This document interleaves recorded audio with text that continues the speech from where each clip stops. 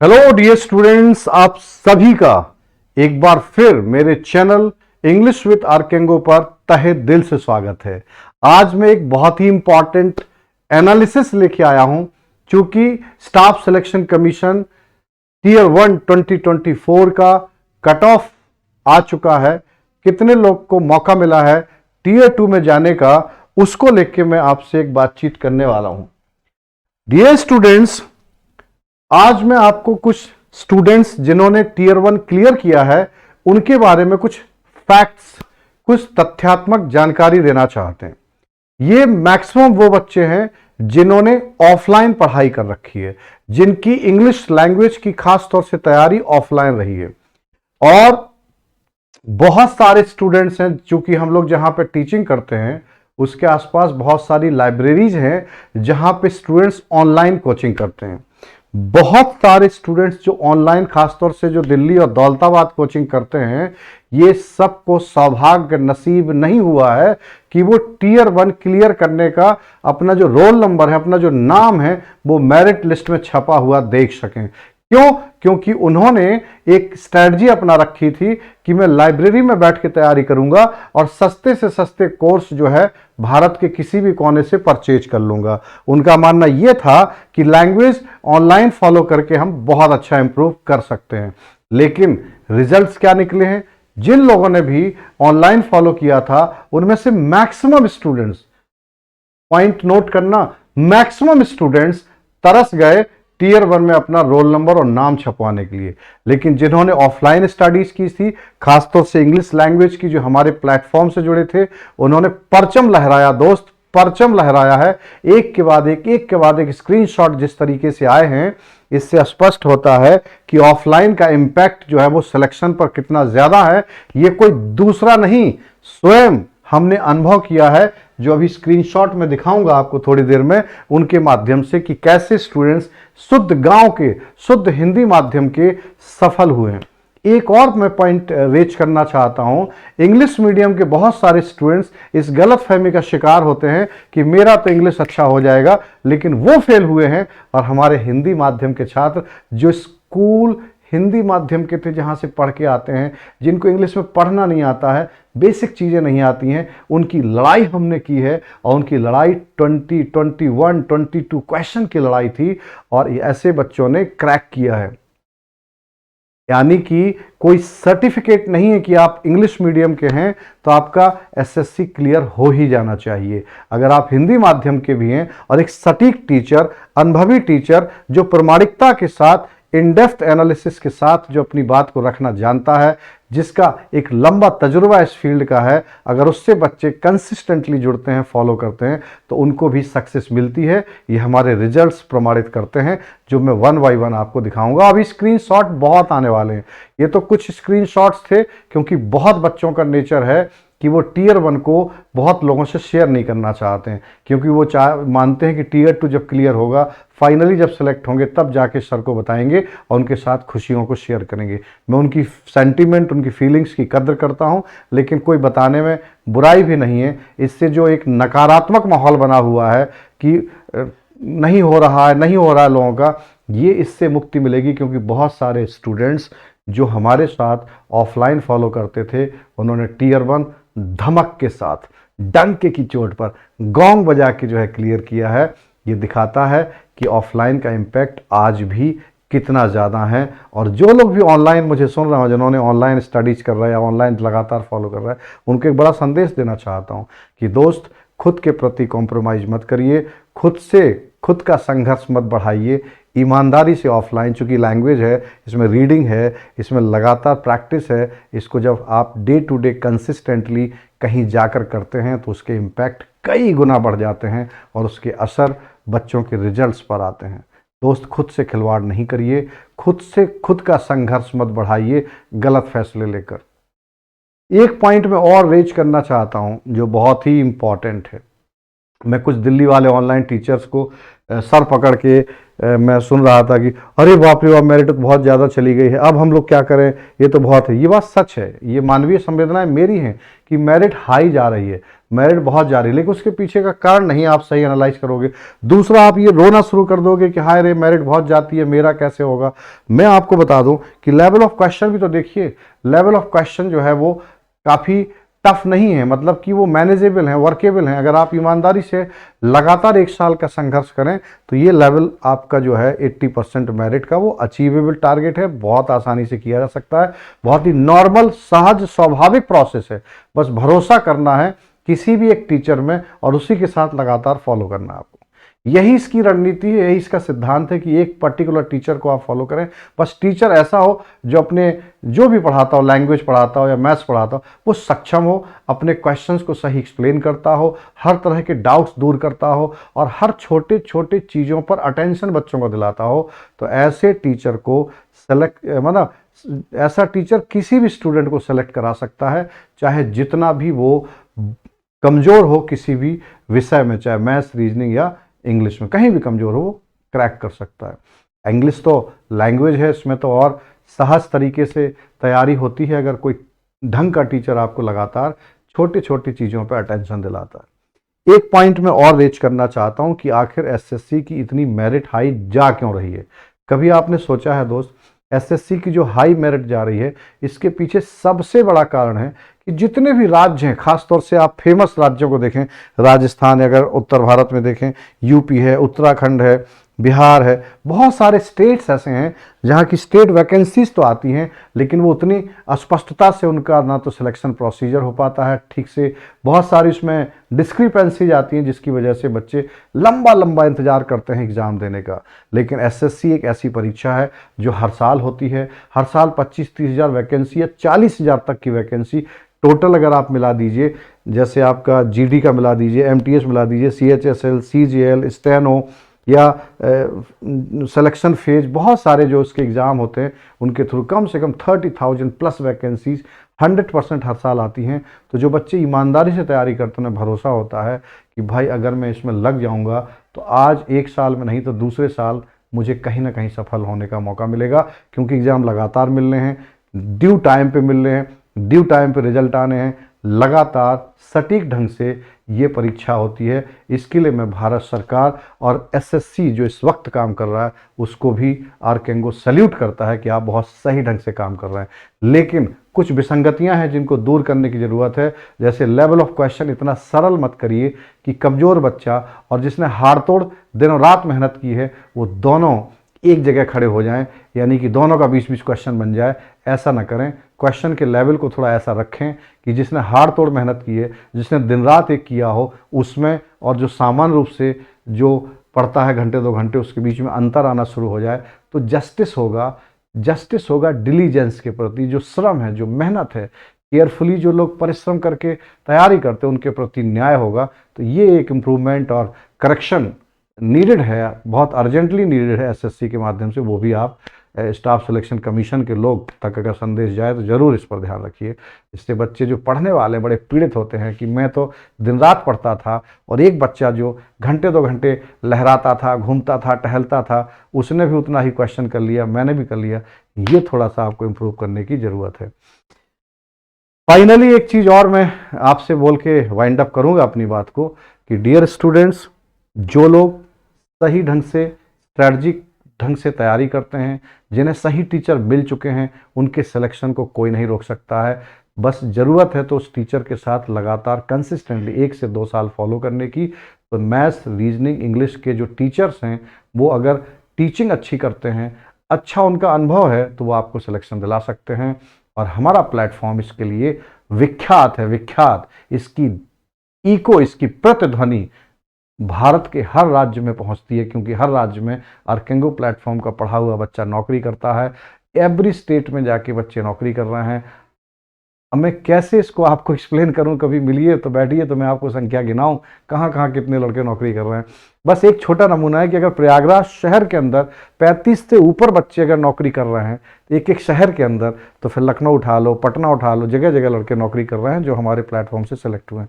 तो मैं बस यही अपील कर रहा हूँ कि अगर आपको इंग्लिश का संकट है, कष्ट है और आप इंग्लिश में स्कोर कम कर पाए हैं इस बार, तो कृपा करके मेरे प्रैक्टिस बैच से जुड़ जाइए। ऑफलाइन सुबह चलता है, एकदम दनादन क्वेश्चन हल होते हैं और आपको बहुत फ़ायदा मिलेगा। मेरे यहाँ आज मैं अपने प्रैक्टिस में बात कर रहा था, कई बच्चे ऐसे थे जिनका गणित में 16, किसी का 13, किसी का 12 क्वेश्चन बना था, लेकिन इंग्लिश में बहुत बच्चे ऐसे मिले जिनका 20-20 क्वेश्चन बना है। यानी हमारी इंग्लिश 20-20 क्वेश्चन तक लोगों को लेके जा रही है। मैथ्स में, रीजनिंग में, जीएस में बेचारे सफ़र कर रहे हैं। तो चिंता करनी है उनको जो मैथ्स पढ़ाते हैं, चिंता करनी है जो है रीजनिंग पढ़ाते हैं कि भाई आप उन्हीं स्टूडेंट्स को जिनका मैं इंग्लिश में 20 स्कोर करा सकता हूँ, आप उनका 12-13 करवाते हैं। तो आप भी ज़रा पुनर्विचार करिए और थोड़ी आक्रामक अंदाज में उन बच्चों की सहायता करिए ताकि समग्रता से उनकी मेरिट अच्छी हो और वो फाइनली सेलेक्ट हों।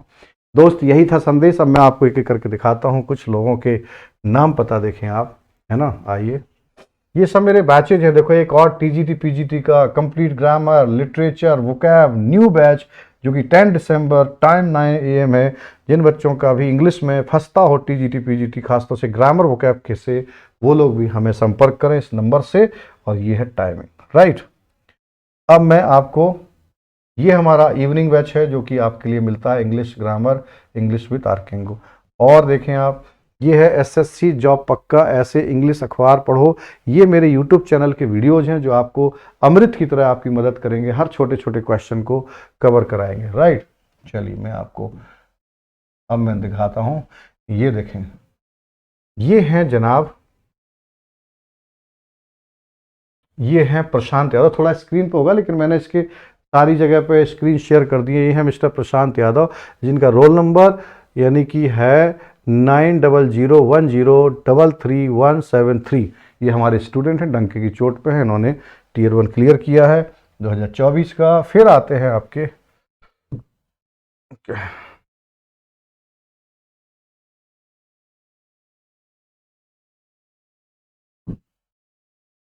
भाई भाई भाई, ये हैं देखिए अनुभव चौरसिया, सॉरी अनुभव मिश्रा। इन्होंने भी इसी साल 2024 Tier 1 क्लियर किया है। इनका रोल नंबर सुनाते जाएं क्या आपको, नहीं तो आप कहेंगे अरे हवा में। मैं हवा में नहीं बोलता हूँ, मेरे बच्चे जो ओरिजिनली सेलेक्ट होते हैं उन्हीं की बात करता हूँ। अभी ये सेलेक्ट भी नहीं है, अभी बहुत मेहनत है इनकी, लेकिन ये साबित कर चुके हैं कि मेरे प्लेटफॉर्म से इंग्लिश में अच्छा स्कोर आता है और ये इसके प्रमाण है। 3009046524 अनुभव मिश्रा, राइट। और फादर नेम है पवन कुमार मिश्रा। सब कुछ अता पता दे दूंगा भाई साहब आपको। ये है आलोक कुमार, जिनका रोल नंबर है 10010 और आई थिंक ये है 26551 शायद, या 14 है। तो इसको आप देखें, आलोक कुमार जी हैं। इनका पूरा नाम आलोक अग्रहरी है। इनके मित्र, ये कुछ नाम है जो मैं छापे, अजय कुमार चौधरी, अजीत नाथ शुक्ला, इनकी स्क्रीनशॉट में दिखा रहा हूँ। आलोक कुमार, प्रशांत यादव, एक प्रशांत पाठक भी हैं। प्रशांत यादव, प्रशांत पाठक, दो अलग अलग बंदे जिन्होंने क्लियर किया है, उन दोनों को दिखाते हैं। ये अजीत नाथ शुक्ला का रोल नंबर है 3003076432, अजीत नाथ Shukla ji.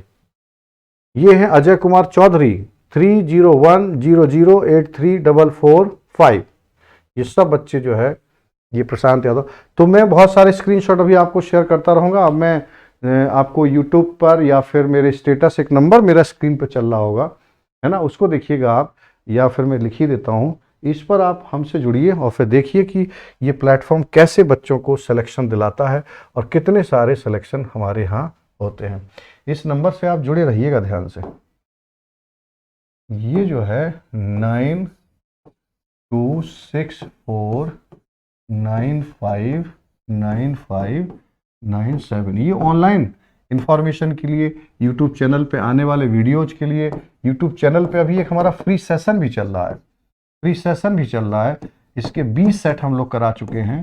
2024 SSC combined graduate level Tier 1 के जो इंग्लिश के सेट्स हैं, वो आपको हमारे इस चैनल पे मिल जाएंगे प्लेलिस्ट में। और प्लेलिस्ट नहीं होता तो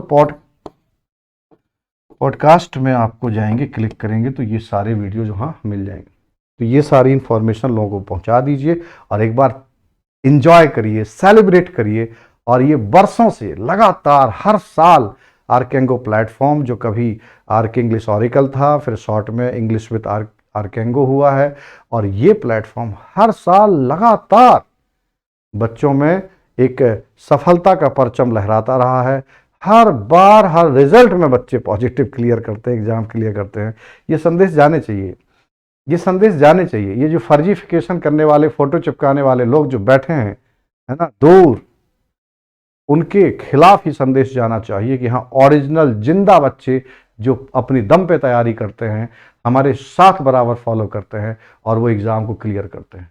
और जो ऑनलाइन या जो सस्ता ऑनलाइन इस चक्कर में फंसे हैं, वही अंतिम रूप से विक्टिम बनते हैं, पीड़ित होते हैं। अब बात अलग है कि आप पीड़ा में भी नहीं महसूस कर रहे हैं सच्चाई को, तो फिर आप बहुत महान हैं। Thank you so much. वैसे समझने का प्रयास करिए कि it is a big fact कि ऑफलाइन की जो एजुकेशन है उसका इम्पैक्ट आज भी बहुत ज़्यादा है। एक एग्जाम्पल से मैं आपको फाइनली वाइंड अप कर देता हूँ। जब लॉकडाउन समाप्त हुआ था तो यूएसए यानी अमेरिका के अंदर जो वहाँ के स्थानीय लोग थे वो सड़कों पे आए थे। एक आंदोलन के रूप में उन्होंने एक आंदोलन खड़ा किया था और ये डिमांड उनकी जानते क्या थी कि भैया मेरे बच्चों को ऑफलाइन क्लास में जल्दी से जल्दी पढ़वाना शुरू करिए, क्योंकि बच्चे ऑनलाइन जो पढ़ रहे हैं उनमें एंग्जाइटी आ रही है, बेचैनी आ रही है, आंखों में जलन हो रही है और वो ऑनलाइन बहुत नहीं पढ़ पा रहे हैं, ऑनलाइन बहुत नहीं पढ़ पा रहे हैं। और ना मैं पढ़वाना चाहता हूं, चूंकि मेडिकल कंसर्न्स हमारे हैं, चिकित्सीय चिंताएं हमारी हैं बच्चों को लेकर। और उन्होंने अपील कर करके अपनी ऑफलाइन क्लासेस को रिज्यूम करवा लिया था, रीस्टार्ट करवा लिया था। ये घटना उस देश की है, यानी कि अमेरिका की, जो ऑनलाइन ढांचे में हमसे कई गुना ज़्यादा बेहतर है। चाहे उसकी डेटा अवेलेबिलिटी हो, चाहे उसका नेटवर्क हो, हमसे कई गुना ज़्यादा जिस देश का सक्षम नेटवर्क हो, वो चाहे तो जिंदा लाइव क्लासेस चलवा दे, कमरे कमरे में लाइव क्लासेस चलवा दे। लेकिन वहाँ के लोग ऑफलाइन की डिमांड कर रहे थे। और हमारे देश के लोग, जहां आज भी छत के सबसे ऊपर वाले जहां पानी टंकी रखी रहती, हुआ चढ़ के हमको सिग्नल देखना पड़ता है कि साला आवत है कि ना आवत है ना, ऐसे देश में कितना अंधा ये विश्वास है कि सिर्फ ऑफलाइन ही पढ़ना है, सस्ता पढ़ना है, घरे बैठ के पढ़ना है। अरे मित्र, जब आप बाहर निकलते हो और 100 लोगों के बीच में बैठते हो, 200 लोगों के बीच में बैठते हो, और जब टेस्ट होता है, जब पता चलता है कि 40 लोगों का 80% नंबर आया और मेरा 40% नंबर आया, तब ज्ञान आता है, तब आंख खुलती है, तब खोपड़ी खुलती है, दिमाग खुलता है कि भाई लोगों से मिलने से भी पता चलता है कि किस तरीके से कैसे तैयारी करनी है और क्या क्या लेवल पे हमें जाके काम करना है। बंद कमरे में रहना छोड़ दीजिए, निकलो और ईमानदारी से पढ़ो, तभी आपके जीवन में सरकारी नौकरी आएगी। अब सरकारी नौकरी एक चुनौती है। आज एसएससी में बीटेक के लड़के लगे, बीटेक के लड़के लगे हैं इस उम्मीद में कि अगर हम बीटेक से नौकरी करेंगे तो 30,000 का पैकेज मिलेगा मंथली, है ना, यानी कि लगभग 3.5 लाख 4 लाख का पैकेज मिलना है बीटेक करने वालों को, बैचलर ऑफ इंजीनियरिंग करने वालों को। और अगर हम एसएससी दे डालेंगे तो मैथ्स हमारा अच्छा है, रीजनिंग अच्छी कर लेंगे, इंग्लिश चूंकि माध्यम रहा है, थोड़ा इंग्लिश पढ़ेंगे तो निकाल लेंगे। तो बीटेक के लड़के धुआंधार भरते हैं एसएससी में। उनसे लड़ाने का काम हम लोग करते हैं, मैथ्स रीजनिंग इंग्लिश को पढ़ा के, और उस बीटेक वाले लड़के से भी आगे निकालते हैं इन बच्चों को, जो बच्चे यहाँ क्रैक कर रहे हैं एग्जाम। तो बीटेक पीछे पड़ा है एसएससी के। हमारे देश का जो क्रीम टैलेंट है अब वो एसएससी के पीछे पड़ चुका है। क्यों? क्योंकि उन्हें पता है कि जो अन्य जॉब्स हैं वो उतने अच्छे नहीं हैं। यहाँ की सैलरी, यहाँ की सुविधाएं, यहाँ की जो पावर है, जो व्यक्तिगत कॉन्फिडेंस है नौकरी करने का, वो बहुत ज़्यादा है। इसलिए कोई अगर आईएएस नहीं देता प्रॉपर, या प्रॉपर पीसीएस नहीं हो पा रहा है, तो वो पहली प्राथमिकता पे स्टाफ सिलेक्शन कमीशन के माध्यम से, या तो वो सेक्शन ऑफिसर के पोस्ट, या फिर वो इंस्पेक्टर ऑफ एग्जामिनर, या फिर वो इंस्पेक्टर के जितने अदर पोस्ट है अदर डिपार्टमेंट, उनकी तरफ जाना चाहता है, ताकि सम्मान भी रहे, पद भी रहे, प्रमोशन भी रहे, वेतन लगातार अच्छी होती रहे, रहने की, खाने की, पीने की और मेडिकल की तमाम चीज़ों की सुविधाओं के साथ लेस रहें। इतने अट्रैक्शंस हैं इसमें कि लोग, जो क्रीम टैलेंट है हमारे देश की, वो इसमें लग चुकी है। ये भी एक कारण है कि हमारे देश में इस वक्त एसएससी की मेरिट ज़्यादा जाती है। तो बहुत सारी चीज़ें मैंने आपसे बात की। आप सबका बहुत बहुत धन्यवाद कि आपने मुझे सुना। और ये वीडियो मैं चाहता हूं कि मैक्सिमम लोगों में जाना चाहिए, ताकि उनका ज्ञान चक्षु खुले, उनका भी दिमाग खुले, और वो भी सही दिशा में तैयारी शुरू करें। जय हिंद, जय भारत, जय ग्रामीण भारत। ये ऊंचा माथा करके मैं बोलूँगा, क्योंकि जय ग्रामीण भारत बोलता हूँ। सारे बच्चे गांव के हैं जिनको पढ़ा के टियर 1 की तरफ मैं लेके गया हूँ और टियर 2 में भी लेके जाऊँगा बहुत सारे बच्चों को। Thank you so much, good night, take care, have a nice time.